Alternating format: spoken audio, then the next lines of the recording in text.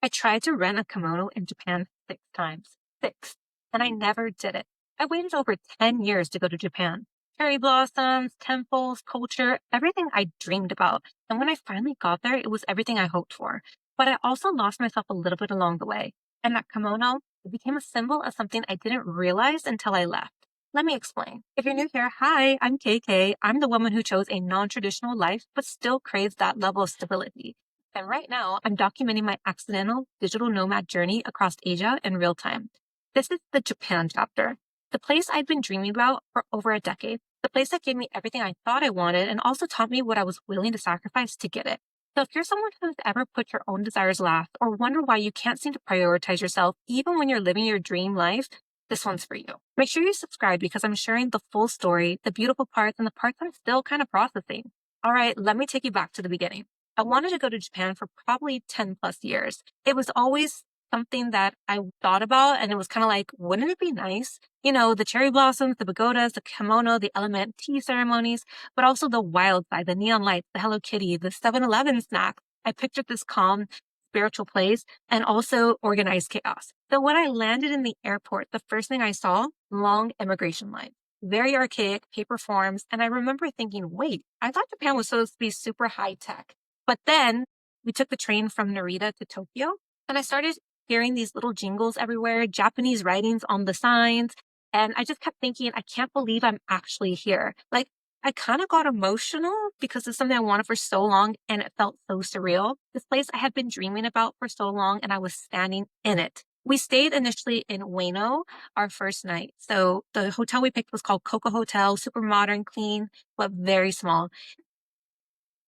And that's where I experienced a Japanese toilet for the first time. It was a heated seat, multiple buttons. I had no idea what I was doing.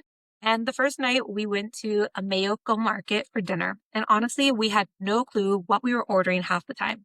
Skewers, veggie dishes, meats, random things, but it tasted incredible. And I remember thinking, this is exactly what I imagined. The next morning, we walked all the way over to Ueno Park, which was only a 5-minute walk from our hotel. And that's where I saw the cherry blossoms for the first time. They weren't in full bloom just yet. We got there around the 23rd of March. And then there's this cherry blossom walk in Ueno where you can just walk hundreds of feet under these beautiful trees. And I stood there thinking, oh my God, this is beautiful, and took hundreds of photos, totally memorized. But here's what I didn't expect.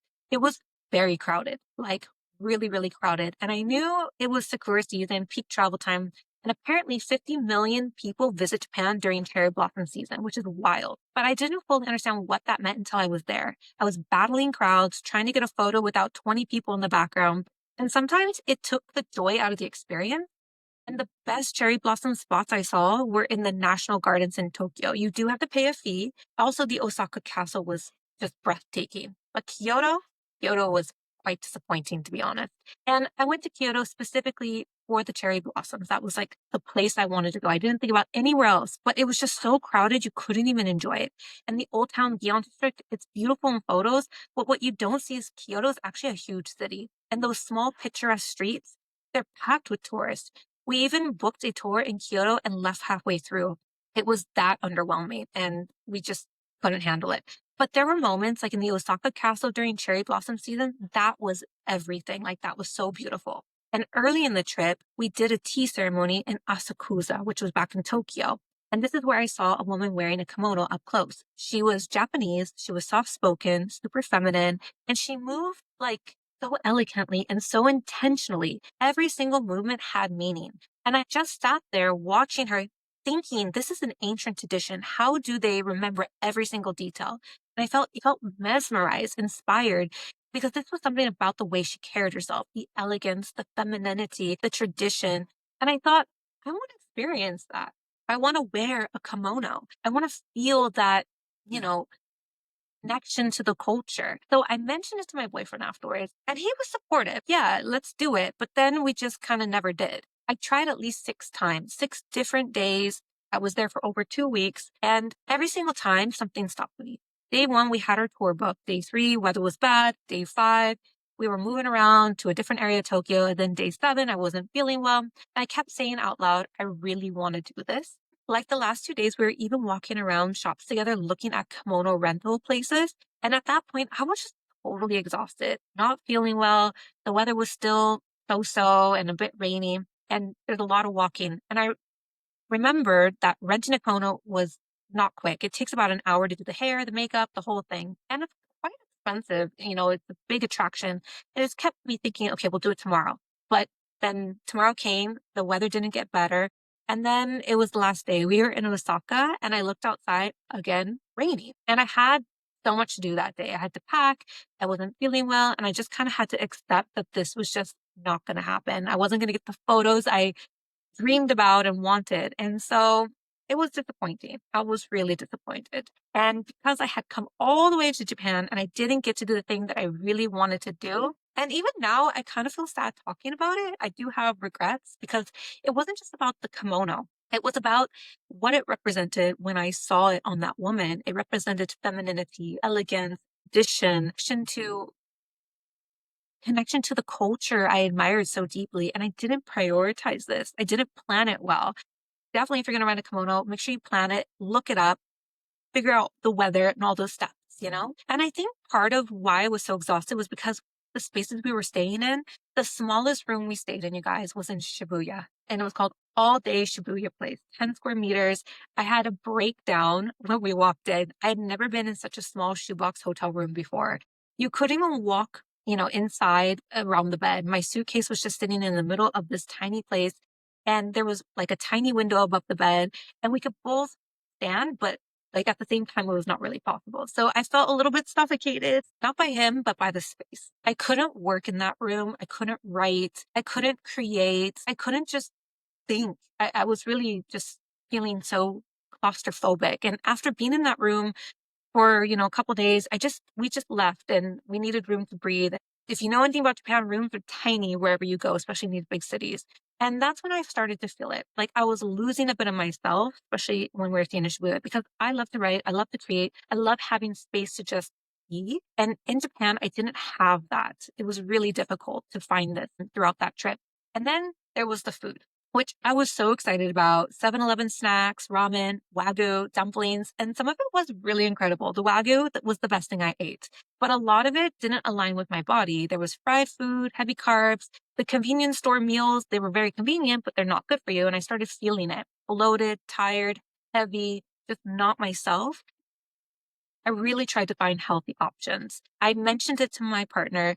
Hey, can we find something lighter today? And he was very supportive around that, but it just was harder to find in Japan.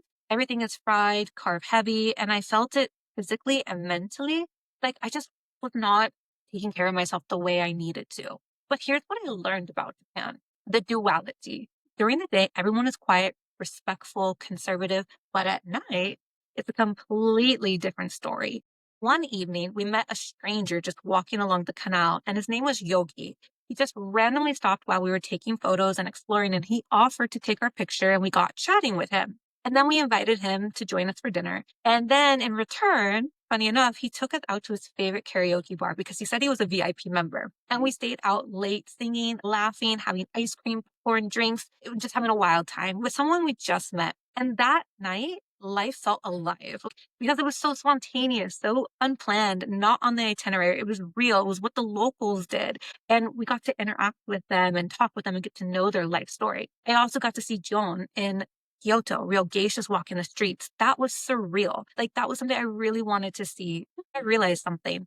The moment I felt the most myself in Japan was when I was just happy, like when we were in the flow. So do I love Japan? I don't know if I love Japan. I think I love the idea of Japan. I really loved it. I romanticized it in my mind, but I built this idea in my head for 10 years, the cherry blossoms, the elegance, the tradition, but the experience of Japan, uh, it taught me something I didn't expect. You can have everything you thought you want and still feel empty if you're not yourself. I got to see the cherry blossoms. I got to visit the temples. I got to experience the beautiful culture, but I never wore that kimono. And that kimono, it wasn't just fabric. It was asking, when do I get to prioritize what I want? And the answer I kept giving myself was later, tomorrow, when it's more convenient. So yeah, I do have regrets. Not about going to Japan, not at all. It was amazing. Like you keep hearing me say that, but It was about how I showed up in the experience and how I planned it or how I didn't plan it. So I think a lot of women do this. We go to destinations that are dream destinations. We live our dream lives. We're still putting ourselves last. We're still waiting for permission, still thinking maybe when it's easier, but it's never easier. This is what I'm learning. So if you take, this one thing from this video, it's this: rent a kimono when you go to Japan. Do the thing that really is just for you, even if it's inconvenient, even if it doesn't fit into the schedule, even if no one else wants to get it with you, because you'll remember the kimono you didn't wear more than the temple you rushed through to make it to your next thing. Or at least that's what I'm remembering. And here's the thing: Japan taught me what I was willing to sacrifice. But the Philippines reminded me of who I was. And that's where this whole journey actually began. Because in Boracay and El Nido, I could breathe. I could work out. I could eat the warm, nourishing food that my body needed. I had space. I had freedom. And that's where I realized I didn't want to go back, not to Dubai, not to my life, not to my routine just yet. Even though I can still go back with everything going on, I'm choosing to take advantage of this opportunity.